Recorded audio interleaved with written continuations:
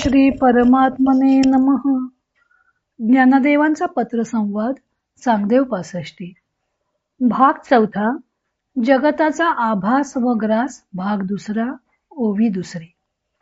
परमात्मा जेव्हा लपलेला असतो तेव्हा जगताचा भास होतो व तो प्रत्ययाला आला तर जगताचा भास नाहीसा होतो.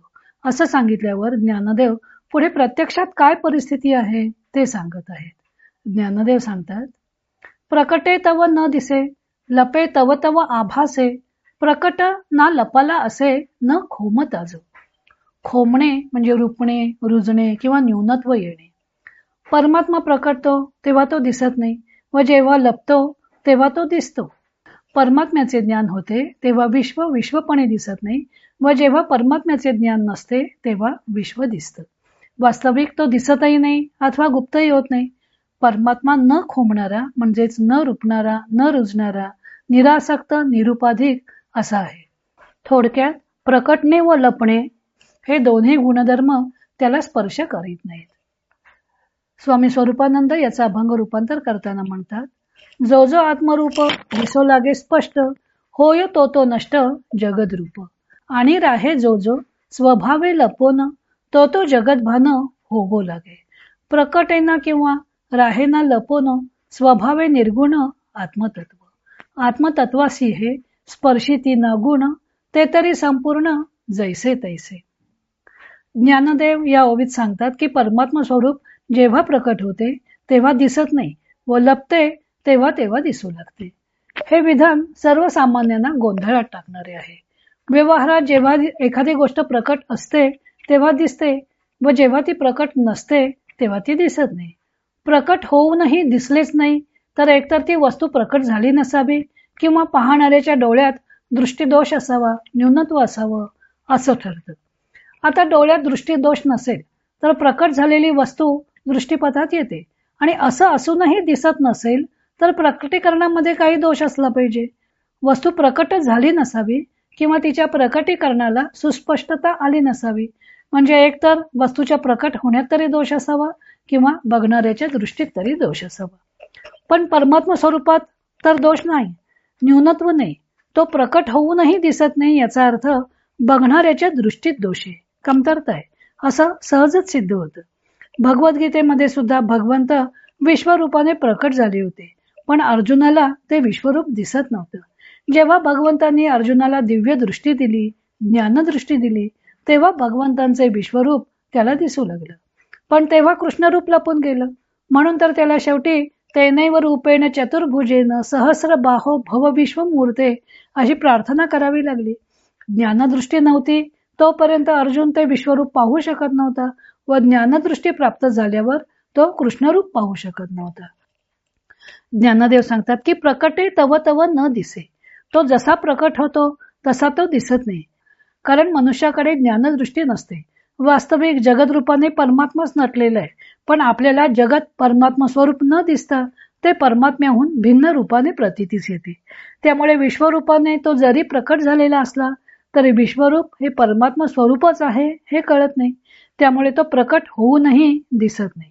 त्याचे खरे स्वरूप लपून राहते तेव्हा विश्व दिसू लागतं. वेगळेपणे अनुभवास येतं.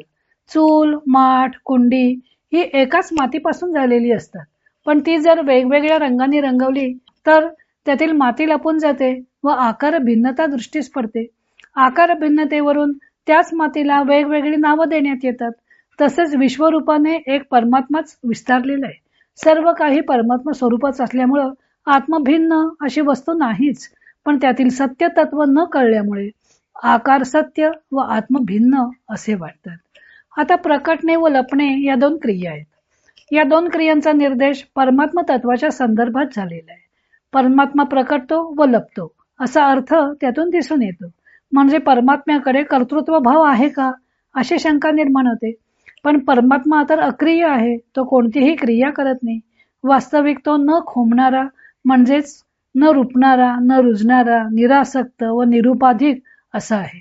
अर्थातच ते परमात्मा तत्व प्रकटही नसते आणि लपलेलेही नसते, पण तरी तो प्रकट झाला अथवा लपला असं मानणं म्हणजे त्याला न्यूनत्व दिल्यासारखं आहे.